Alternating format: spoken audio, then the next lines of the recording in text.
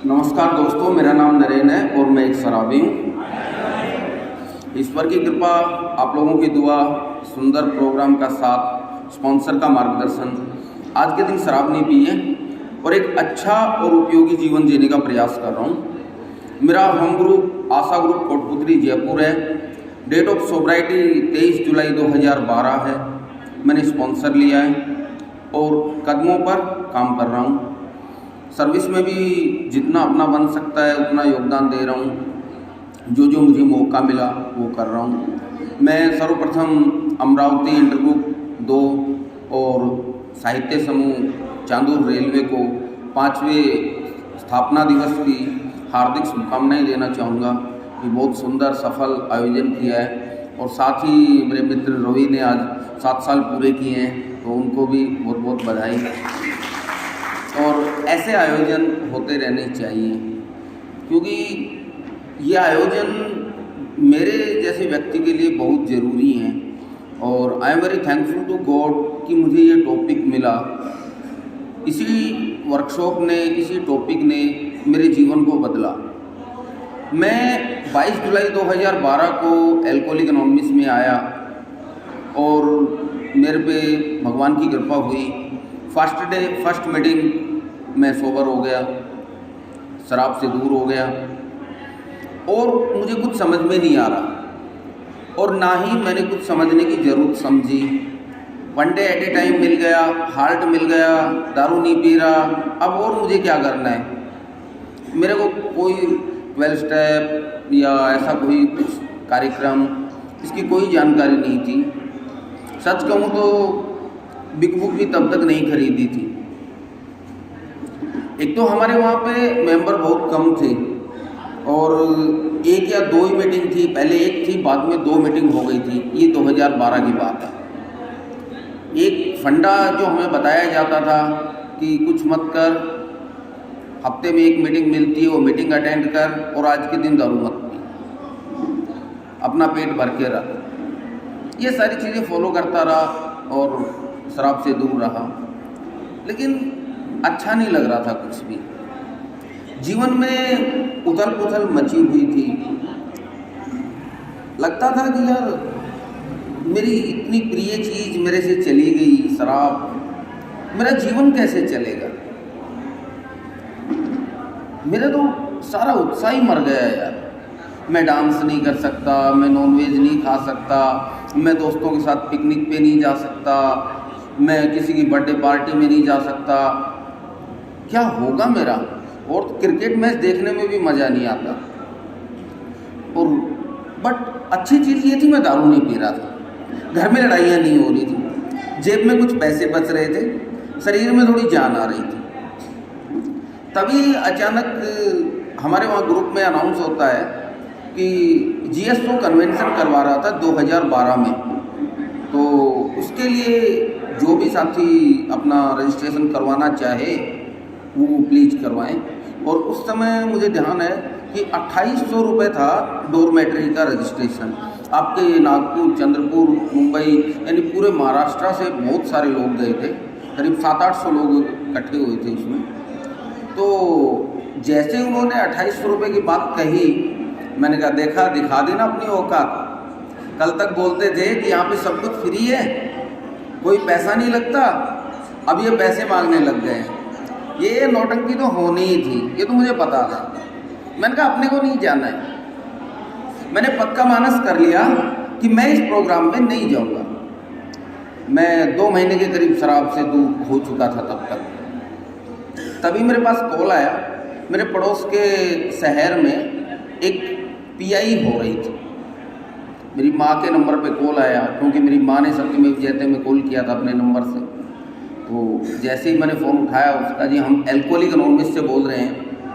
तो मैं खुश हो गया। मैंने कहा मेरा नाम नरेन है, मैं एक शराबी हूँ, मैं ये मेंबर हूँ। अरे बोलो आप ये मेंबर हैं, कहाँ मीटिंग करते हैं। मैंने कहा जयपुर।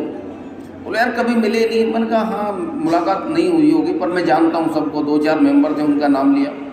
तो आप आइए, हमारे यहाँ एक छोटा सा कार्यक्रम हो रहा है, तो आप ज़रूर आइए। यहाँ जो टॉपिक है वो यही है कि कार्यक्रम का महत्व क्या है। कार्यक्रम हम ये मानते हैं कि 164 पेजेज में है, लेकिन बिग बुक में कार्यक्रम कैसे करना है ये बताया है, कैसे जीना है उसके लिए तो पूरा फील्ड पड़ा है। तो मैंने कहा क्या करना होगा पीआई में आके, मैं 2 महीने सोबर नया नया डरा डरा। कहा कुछ नहीं, आपको आना है, अपने अनुभव शेयर करने हैं। मैंने कहा अच्छा, ये बड़ा अच्छा मौका है, शराबी को तो वैसे ही कोई बोलने नहीं देता, तुम लोग बुला रहे हो, सम्मान भी करेंगे, शायद कुछ वो साफा वाफा पहनाएं या शॉल वगैरह भेंट करें। जब स्टेज पर बुलाएंगे तो कुछ ऐसा ही तो देखा है ना बचपन से, कि जिसको स्टेज पे बुलाते हैं उसको माला वाला डाल के स्वागत करते हैं। मैं कहा चलो अपन भी चलते हैं। अब मैं वहाँ पे चला गया अगले दिन, तो वहाँ पे ज़्यादा नहीं 8-10 लोग थे पीआई में, बस इतना बड़ा हॉल, पूरा हॉल खाली। मैंने कहा और लोग कहाँ हैं? और बस इतने ही हैं। मैंने कहा यार इतने से लोग? बोला हाँ बस। तो मैंने कहा प्रोग्राम? बोला आप आ गए ना, अब शुरू करते हैं। तो 8-10 लोग थे, सबने अपने अपने अनुभव शेयर किए और मैंने भी अपने अनुभव शेयर किए। एक साथी थे हमारे जो मुंबई से जीएसओ में काम करते थे उस समय, वो वहाँ थे। सब लोग अपने अपने दिल्ली से आए हुए थे, कुछ लोग वो चले गए। अब वो मुंबई से जो नितिन थे, सब जानते हैं, जो जीएसओ में काम करते थे उससे, वो रुक गए। उनका यार नरेंद्र तुम कैसे जाओगे यहाँ से? अब मेरा घर वहाँ से 80 किलोमीटर दूर और रात को 7:30 बज गया, कोई साधन नहीं है। मैंने कहा यार चला जाऊँगा कैसे भी करके। कहता तू आजा मेरे साथ, रुक जा। मैं डरते डरते रुक गया, पता नहीं यार होटल का कितना किराया मांगेगा, क्या करेगा क्या नहीं। एक शराबी को डर बहुत होते हैं ना, अर्ली रिकवरी में बहुत डर होते हैं। अगर कोई मदद भी कर रहा होता है तो पहले मेरे जैसा आदमी ये सोचता है इसका क्या फ़ायदा है, ये क्यों मेरे को बार बार फ़ोन कर रहा है। मुझे भी जब फ़ोन करते थे लोग अर्ली रिकवरी में, और नरेंद्र कैसा है, खाना खाया, साला इतना तो मेरी बीवी नहीं पूछती, तू क्यों पूछता है? तो डर लगता था। उसके साथ रुका, रात को बातचीत हुई, वहाँ से मेरा जीवन बदलना शुरू हुआ। उसने कहा कि तू कन्वेंशन में क्यों नहीं आ रहा है ना कन्वेंशन में? मैंने कहा नहीं यार मैं नहीं आ पाऊँगा। क्यों? थोड़ा फाइनेंशियली प्रॉब्लम चल रहा है अभी। जबकि कोई प्रॉब्लम नहीं होता है, दारू पीने के लिए पैसे दे तो दारू छोड़ने के लिए भी होते हैं। ये सब शुरुआती नाटक होते हैं। कहता कोई बात नहीं, तू आ ना। तो मैंने कहा रजिस्ट्रेशन, बोल तेरा रजिस्ट्रेशन हो गया, तो एज ए वॉलंटियर आ। मैंने कहा यार ये बढ़िया जुगाड़ होगा, फोकट में कन्वेंशन करने को मिलेगा, अब चलते हैं मज़े से। तो मैं एक दिन पहले उसने मेरे को बुला लिया। अब वॉलंटियर है तो एक दिन पहले से आना पड़ेगा। वो मेरी ज़िंदगी का टर्निंग पॉइंट था। वहाँ मैं लगभग 4-5 दिन उन लोगों के साथ रहा, जितने भी बाहर से जो स्पीकर वगैरह आए थे। हम सब एक ही जगह, एक ही बिल्डिंग में, एक ही होटल में ठहरे हुए थे। पूरी रात हम काम करते, फोल्डर पैक करते, ये करते वो करते, जो भी काम करने का होता हम सारे करते। और रात को कभी 3 बज रहे हैं, कभी 4 बज रहे हैं, सोते भी नहीं थे, पूरी रात बातें करते रहते। तो अच्छा लग रहा था। वहाँ पहली बार मैंने देखा कि यार बिना दारू के लोग डांस भी कर सकते हैं, बिना दारू के लोग नॉनवेज भी खा सकते हैं, और बिना दारू के पूरी पूरी रात मस्ती भी की जा सकती है। ये सारी चीज़ें मुझे उस पहले प्रोग्राम से सीखने को मिली, जो 2012 कन्वेंशन में हुआ। वहाँ पहली बार मुझे पता चला कि ये प्रोग्राम कितना गहरा है, सिर्फ दारू छोड़ने का प्रोग्राम नहीं है। और learn to listen, listen to learn, वो हमारे लिए कितना ज़रूरी है। बहुत सारी चीज़ें ऐसी थी जो मुझे पहली बार पता चली। ज़्यादा डिटेल में उसमें नहीं जाऊँगा क्योंकि आगे मुद्दे पे आना है। अब उसके बाद जब प्रोग्राम ख़त्म हुआ तो मैं एक कोने में बैठ के रो रहा हूँ। मुझे दुख हो रहा है कि ये सब लोग क्यों जा रहे हैं, ये जो मेला लगा हुआ था ये क्यों उखड़ रहा है। क्योंकि जो 5 दिन मैंने वहाँ अपने आप का जीवन जिया ना, जो खुशी महसूस की ना उन सैकड़ों लोगों के बीच में, वो मैंने कभी भी नहीं जिया था। That was the beauty of that program. इतना खूबसूरत 5 दिन वो गुजरे कि मुझे लगा कि अब क्या, अब इसके बाद क्या। अपने को तो मोर एंड मोर का तो प्रॉब्लम है ही, चाहे दारू का ले लो, या अगर हम कोई अच्छी चीज़ भी यूज करते हैं तो उसका भी मोर एंड मोर का प्रॉब्लम है। तो मैंने कहा अब तो सब कुछ नीरस हो गया है, जीवन ही खत्म है, अब इसके आगे कहाँ। तो मैं ढूंढने लगा कि और प्रोग्राम कहाँ होंगे। उस समय व्हाट्सअप नहीं था, लेकिन एसएमएस आते थे। तो दिसंबर में मेरे पास मैसेज आया सूरत से, उसमें भी अपने नागपुर के कई लोग गए थे, कि एक नाइट विजिल है और नरेना पाई है। क्योंकि कन्वेंशन में हर जगह से लोग आए थे और सबसे एक दूसरे से नंबर एक्सचेंज हुआ था, 1-to-1 हुआ था।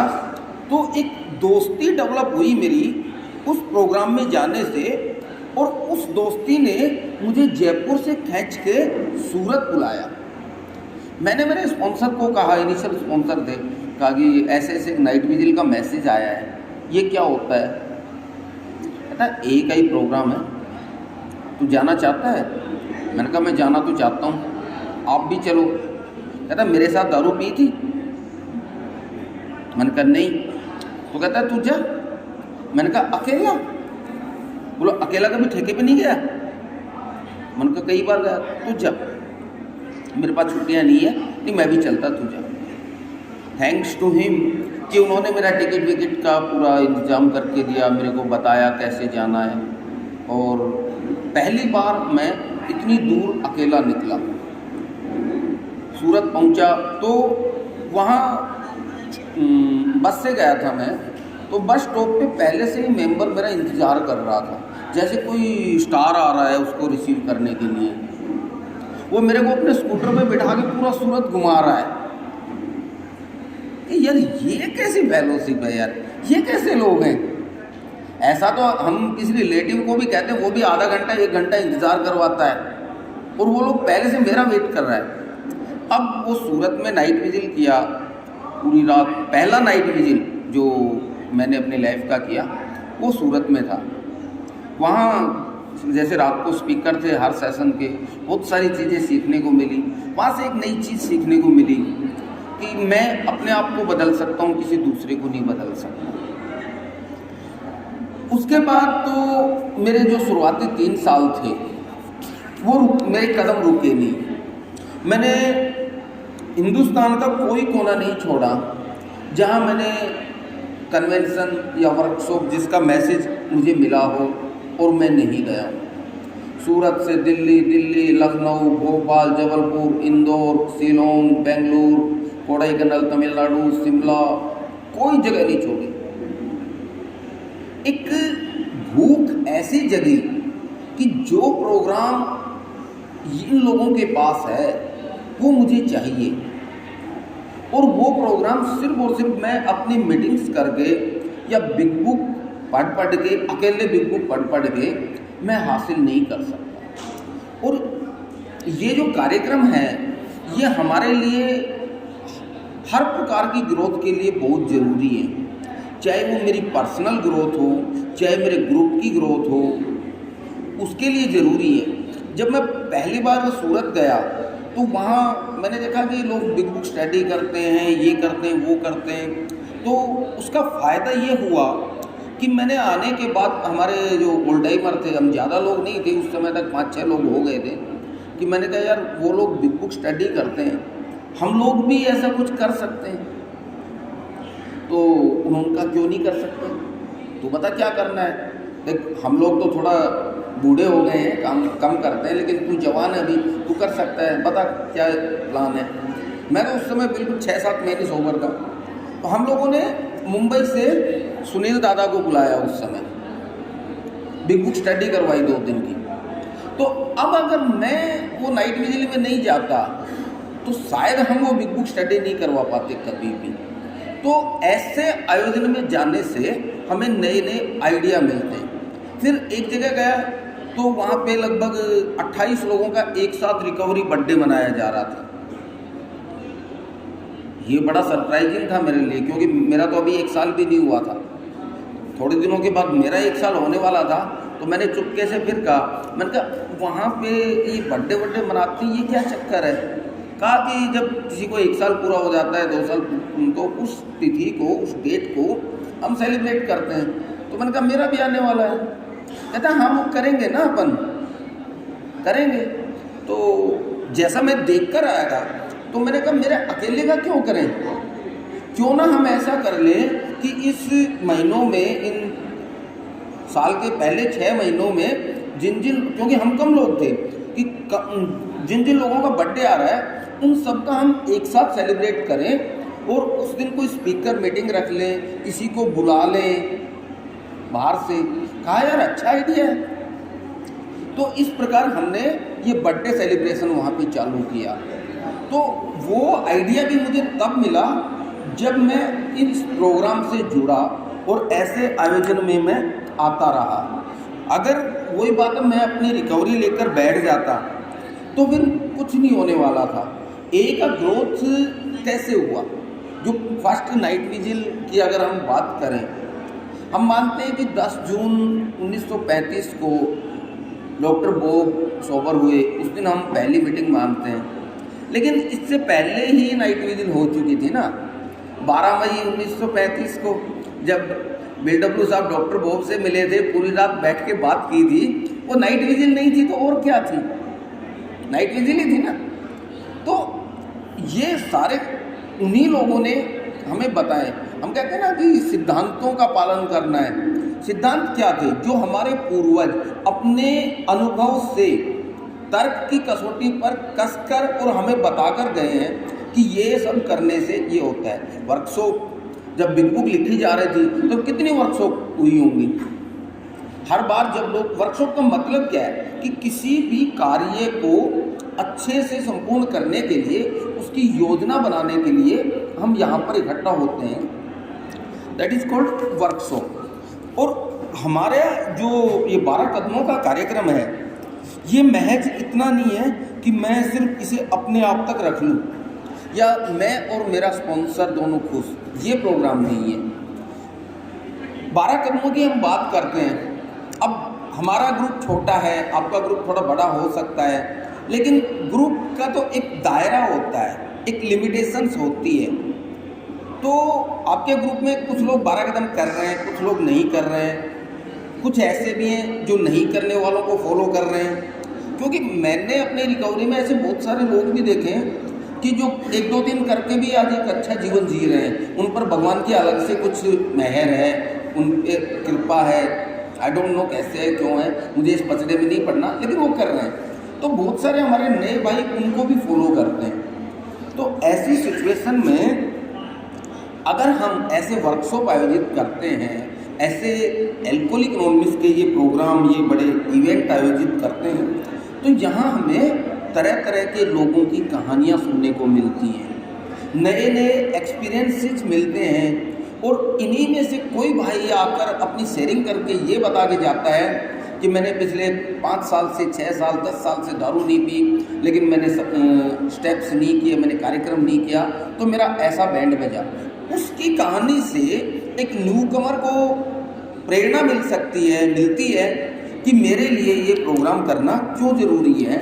अगर मैं नहीं करूँगा तो फिर मेरे साथ ये घटना भी घट सकती है। इसके अलावा पॉजिटिवली हम देखते हैं कि एक आदमी हमारे सामने फटे हाल आया था और आज उसका जो ग्रोथ स्पिरिचुअल और फाइनेंशियल, सोशल, हर प्रकार से उसका ग्रोथ कितना हुआ है वो हमें पता चलता है। हम आते ना, जैसे आज मैं यहाँ पे आया हूँ, आप लोग कल से भाई मेरा नाम ले रहा था, मैं भी तो आपकी तरह एक बेवड़ा हूँ, बट ये ग्रोथ कि अपनी इस ललक के लिए कहाँ तक आया, ये चीज़ आप लोगों को भी तो इस मैसेज को आगे ले जाने के लिए प्रेरित करती है ना कि यार एक आदमी जब चल के यहाँ आ सकता है तो मैं अपने बाजू में भी तो जा सकता हूँ ना। तो ये मुझे तब एहसास होगा जब मैं इस ऐसे आयोजन में आऊँगा।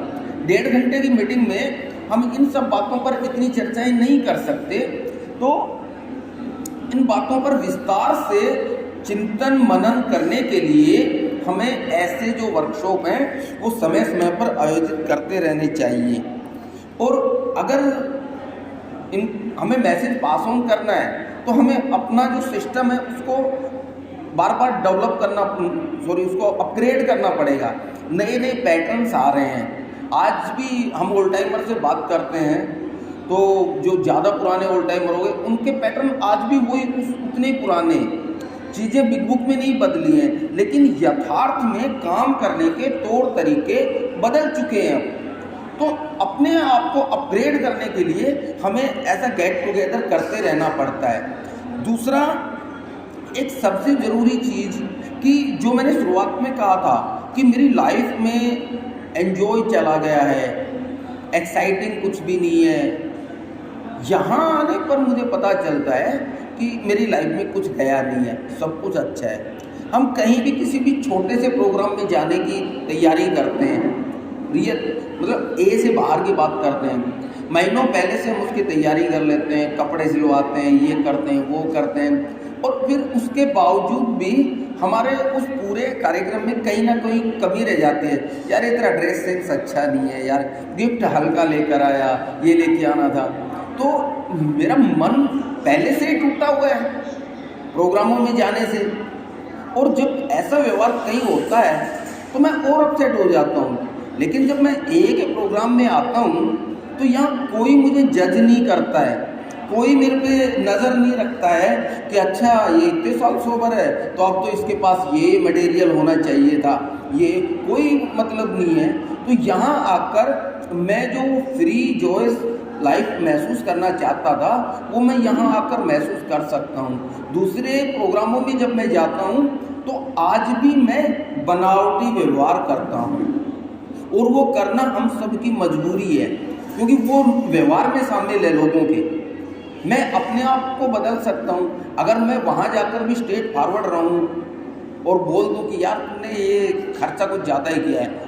वो आयोजक मेरे पे नाराज़ हो जाएगा, कहेगा साले एक तो तेरे को बुलाया, ऊपर से तू ही मिनमेख निकाल रहा है।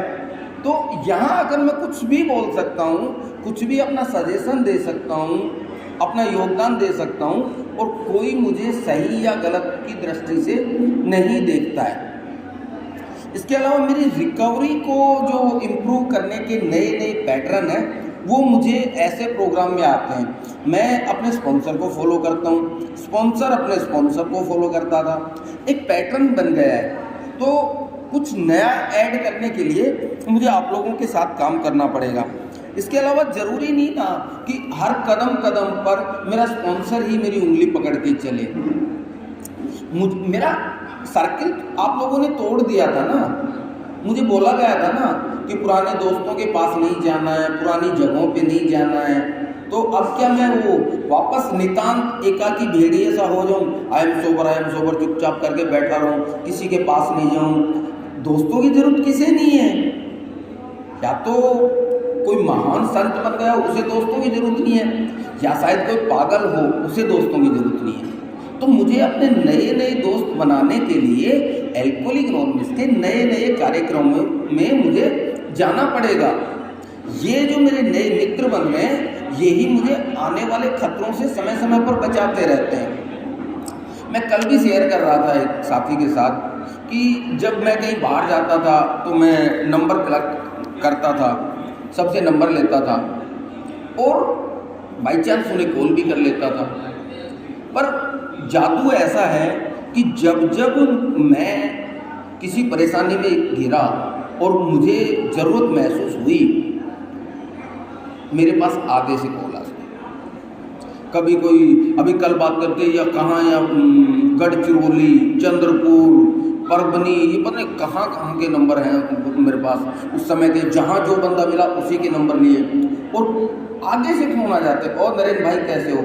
अब उससे बातचीत करके मुझे लगा यार ये जो है कहाँ अमरावती का बंदा है, इसको मैं क्या अपनी प्रॉब्लम बताऊंगा यार, ये क्या शेयर इसके साथ हल देगा मेरे को। वो उल्टा मेरे को अपनी प्रॉब्लम बता रहा है। और मजे की बात यह है कि उसकी प्रॉब्लम को सॉल्व करने के चक्कर में मेरे वाले भी सॉल्व हो गई। ये इस कार्यक्रम का मैजिक है, जो चमत्कार है वो रियल ये है। तो उसके पास नंबर कब आए, बातचीत कब हुई, जब मैं उसके साथ अटैच हुआ, ऐसे कार्यक्रम में गया। अगर मैं अपने ग्रुप तक ही सीमित रहता तो फिर वो नहीं हो पाता ना। और ग्रुप में कई बार क्या होता है कि हम बहुत सारी चीज़ें अपने स्पॉन्सर के साथ भी छुपा जाते हैं। कई लोग छुपा जाते हैं, कुछ मुद्दे ऐसे होते हैं जहाँ हमें लगता है कि यार ये तो रहने दो, ये तो लोकल बात है, कल को बाहर बात निकलेगी तो दिक्कत होगी। तो ऐसे में मुझे मेरे स्पॉन्सर ने सलाह दी कि इस आयोजन में तो आया, या किसी भी अननोन व्यक्ति को पकड़ और उसके साथ तो शेयर कर ले, तुझे तो अपना मटेरियल बाहर निकालने से मतलब है। अब मुझे क्या मालूम ये कौन है, कहाँ से आया है, मैंने तो अपना काम किया ना। तो ये सब पॉसिबल है जब मैं यहाँ आता हूँ, ऐसे कार्यक्रम में कंटिन्यूसली मेंबर्स के साथ मैं जुड़ा रहता हूँ। नहीं तो फिर मैं वो कुएं का मेंढक बन जाता हूँ और वो सोसाइटी फिर ज़्यादा दिन नहीं चलती है। वो व्यक्ति पर केंद्रित सोसाइटी हो जाती है कि मैं और मेरा स्पॉन्सर, बाकी सब बेकार। बाहर जाने पर मुझे पता चलता है कि जो आचरण मैं कर रहा हूँ वो कितना ठीक है और उसमें कितने सुधार की आवश्यकता है। ये एक ही जगह पर बैठे रहने से मुझे पता नहीं चलेगा, मुझे इस पर काम करना पड़ेगा और लोगों का अवलोकन करना पड़ेगा, लोगों के साथ अपना मेल मिलाप बढ़ाना पड़ेगा। क्योंकि मैंने अपने आप को एक सेल में बंद कर लिया था कि बस मैं और एल्कोहलिक एनोनिमस, वो अपना सर्किल बताते हैं ना, घर ऑफिस मीटिंग, घर ऑफिस मीटिंग। ये अर्ली रिकवरी में बहुत सही है, बट क्या यही लाइफ है? क्या हमारे 12 कदमों का मकसद सिर्फ यही है? नहीं, 12 कदमों का या पूरे एल्कोहलिक एनोनिमस कार्यक्रम का मकसद मेरे को इस समाज का दोबारा से एक उपयोगी नागरिक बनाना है। जो हमारे प्रोग्राम का मकसद है वो एक उपयोगी नागरिक बनाना है, और एक उपयोगी अच्छा नागरिक अपने आप को किसी एक दायरे में कैद कर कर नहीं रख सकता। और उसके लिए ज़रूरी है कि मैं ऐसी जगहों पे जाऊं, काम करूं, तभी तो समाज में एल्कोहलिक एनोनिमस का मैसेज जाएगा।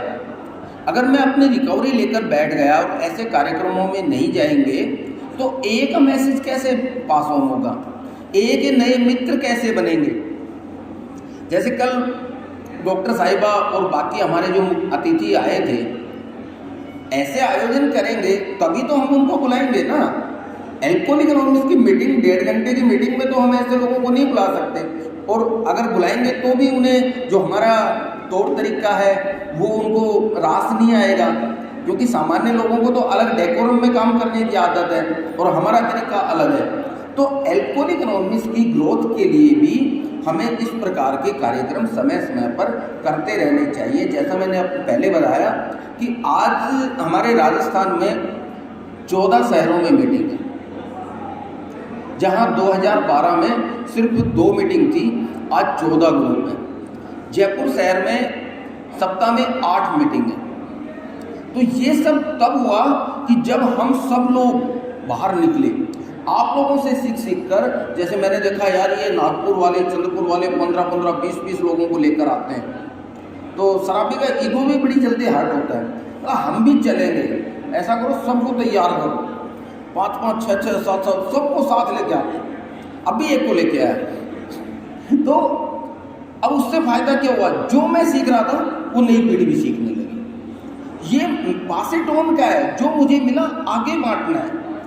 अब बात इस बात की, कल भी बात कर रहे थे कि मैं इतनी दूर क्यों चल के आया। भाई जब फटी थी, जब खुद की रिकवरी की जरूरत थी, तब दूर दूर भाग के जाता था ना। तो आज भगवान की कृपा से 12 साल से ज़्यादा का वक्त हो गया, सब कुछ सही है, तो दोबारा ना फटे, इसके लिए भी आना ज़रूरी है। और सबसे ज़रूरी चीज़ कि यार जो ग्रेटिट्यूड है, जो मुझे मिला है, वो मुझे वापस भी तो देना है ना। अगर वापस नहीं दूंगा तो काम कैसे चलेगा? वो तो मेरा ख़त्म हो जाएगा। ये तो एक ऐसा रिफिल है कि अगर मैं भरता भरूंगा तो आगे काम कर पाऊंगा। जिस दिन भरना बंद किया उसके अगले दिन काम रुक जाएगा। तो मेरा दायित्व बनता है कि जो मुझे मिला है उसे मैं बांटूं। और मैं बहुत बहुत आभार व्यक्त करना चाहूँगा कि मेरे जैसे व्यक्ति को आप लोगों ने सुना, बोलने का मौका दिया, इतनी दूर से बुलाया, और सिर्फ 4 बातें सुनने के लिए। ये प्यार ये अनकंडीशनल लव सिर्फ अल्कोहलिक एनोनिमस में ही पॉसिबल है और कहीं नहीं है। और इसी प्यार की तलाश ने हमें साला बेवड़ा बना दिया था। जो प्यार, जो नशा कभी शराब की बोतल में मिलता था ना, मुझे मेरे सर्विस स्पॉन्सर ने उस समय भी जो जिनके साथ काम कर रहा था बताया कि एक बार उसको छोड़, इस नशे को महसूस करके देख, इसके आगे पूरी दुनिया का महंगे से महंगा नशा फैल है। जो आनंद ऐसे आयोजन में आने के बाद आता है, आप लोगों के बीच में रहकर हम कितने मतलब किस प्रवृत्ति के लोग थे हम, किसी की इतनी सी बात नहीं सह सकते थे। आज कल से मैं कल भी बता रहा, बारिश हो रही है, किसी ने भी कंप्लेन नहीं की कि बारिश क्यों हो रही है। वरना कभी पहले जब पी रहे थे, पिकनिक पे जाते और बारिश हो जाती या कुछ और हो जाता, हजारों गालियाँ भगवान को दे दी होती, यार इतनी दूर से चल के आए प्रोग्राम करने के लिए, इसको भी आज ही बरसना था। तो ये सारे चेंज जो मैं अपने अंदर देख पा रहा हूँ, ये तब आए ना जब मैं यहाँ आता रहा और इन प्रोग्राम में अपना पार्टिसिपेट देता रहा। मैं लास्ट में यही कहना चाहूँगा कि हमें अपने आप से पूछना चाहिए कि मैं यहाँ पे क्यों आया, मैं क्यों आया। अक्सर हम कहते हैं चल यार प्रोग्राम हो रहा है, चले, अरे मौज मस्ती करें। ये मौज मस्ती के प्रोग्राम नहीं है यार, ये जीवन बचाने का प्रोग्राम है, पहले खुद का और उसके बाद में दूसरों का। तो अगर आज मैं हर एक वर्कशॉप से कुछ ना कुछ लेकर जाता हूँ और वो जाकर मैं अपने ग्रुप में, अपने एरिया में उसको लागू करने की कोशिश करता हूँ, क्योंकि ये अपना प्रोग्राम है ना, सीखने का प्रोग्राम है। हम यहाँ एक दूसरे के अनुभवों से सीखने के लिए इकट्ठा हुए हैं, सिर्फ मौज मस्ती करने के लिए नहीं हुए हैं। मौज मस्ती करना हमारा कभी भी उद्देश्य नहीं था। तो सबको अपना अपना आकलन करना चाहिए कि यार मैं आज यहाँ से वापस जाकर, जहाँ मेरा ग्रुप कमज़ोर है, मैं उसको और कैसे मजबूत करूँ। इन लोगों ने आज ये अच्छा प्रोग्राम किया है, मैं इससे और बेटर कैसे अपना प्रोग्राम करूँ। क्योंकि जब मेरी ग्रोथ होगी, मेरे ग्रुप की ग्रोथ होगी, मेरे एरिया की ग्रोथ होगी, ऑटोमेटिकली अल्कोहलिक एनोनिमस की ग्रोथ होगी। और मैं, वो हमारा प्रेयर बोलते हैं ना, and I am responsible for that, मैं जिम्मेदार हूँ। मेरे सर्विस स्पॉन्सर हमेशा डांटते रहते थे हर इस बात के लिए, कोई भी बात होती है यू आर ट्रस्टेड सर्वेंट, तेरा जिम्मेदारी है। मैंने कहा उसने ये कर दिया, वो एड़ा है, उसका कुछ नहीं, मुंबई में तेरा जिम्मेदारी बनता है।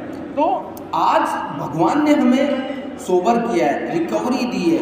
आज हम कितने खुश नसीब हैं कि हम यहाँ इस छत के नीचे बैठे हैं और इस वर्कशॉप का एक हिस्सा हैं। तो हमारी ड्यूटी बनती है, हमारा जो ग्रेटिट्यूड है वो ये बनता है कि अब इस कार्यक्रम को मैं उन लोगों तक पहुँचाने का प्रयास करूँ जहाँ अभी तक प्रोग्राम नहीं पहुँचा है।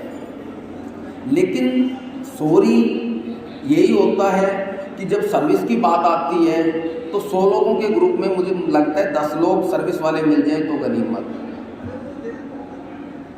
90 लोग अरे हो गया ना अपना, चलो मीटिंग हो गई, अब निकलो अपने घर। ये स्टिकर लगाने, अरे आज तो नहीं, आज तो मौसम खराब है यार, फिर लगाएंगे, चलो अभी निकलता हूँ, थोड़ा ऑफिस का काम है। अरे फिर सर्किल कहाँ पूरा होगा, सर्विस कहाँ पूरी हो रही है। आप रिकवरी में हो, आप यूनिटी में हो, but here is the service part. आप स्टेप वर्क किया, खुद के लिए किया, लेकिन जब तक 12वां कदम पूरा नहीं करोगे ये सर्किल कहाँ से पूरा होगा भाई। और ये प्रोग्राम जीवन भर चलते रहने का प्रोग्राम है। Workshop, night visits, day visits, pi, convention, get together, ये करते रहना पड़ेगा हमें, क्योंकि हम समाज की मुख्य धारा से कटे हुए लोग हैं। ना सिर्फ हम, बल्कि हमारे बीवी बच्चे भी, हमारे परिवार भी। आज भी हमारे बीवी बच्चे अगर किसी सामाजिक आयोजन में जाते हैं तो वो अपने आप को अनकंफर्ट महसूस करते हैं। बेशक हम कितने साल से नहीं पी रहे हूँ, अगर कोई पी के दूसरा एक्टिंग कर रहा है या कुछ बिहेव कर रहा है, कोई ना कोई तो बोल देगा अच्छा हाँ छोड़ दी, नहीं तो तेरा भी इससे बुरा हाल था। अब वो तो बोल के चला गया, मैं शराब भी हूँ, मैंने स्वीकार भी कर लिया, लेकिन जो बीवी बच्चे हैं उनका तो एकदम पानी उतर जाता है ना इतना ही बोलते।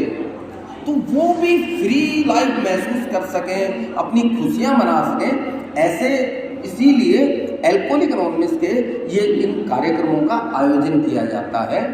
ये मेरे कुछ अनुभव थे जो मैंने आप लोगों के साथ साझा किए इस विषय पर। मैं उन्हें धन्यवाद देना चाहूँगा अमरावती इंटरग्रुप 2 और साहित्य समूह चांदूर रेलवे को, और आप सबको, आप सबने मुझे सुना, धन्यवाद। थैंक